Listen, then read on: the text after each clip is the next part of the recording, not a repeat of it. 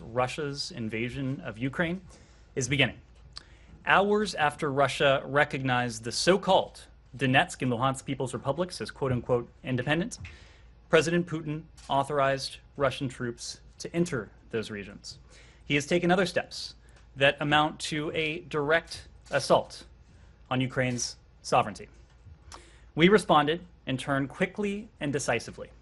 Within less than a day, we'd announced the first tranche of sanctions with our allies and partners, including those in the European Union, the United Kingdom, Canada, Japan, and Australia.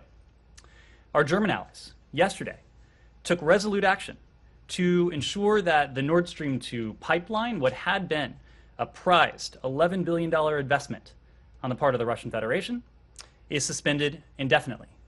And as you have just seen, President Biden today authorized sanctions on Nord Stream 2 AG and its corporate office holders. We have now taken complementary action using our own authorities to ensure that Nord Stream 2 is off the table, just as we said it would be.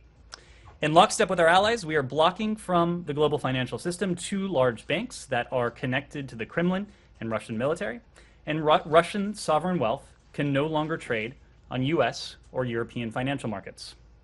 As you all know, we additionally sanctioned Russian elites, those elites who are in many ways complicit. This is the beginning of our response.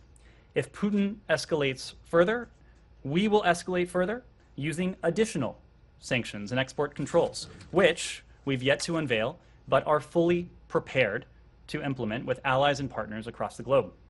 What we have said, and our strategy has been predicated on the knowledge that transatlantic unity is the most powerful instrument we have. But look, the pipeline's already been built.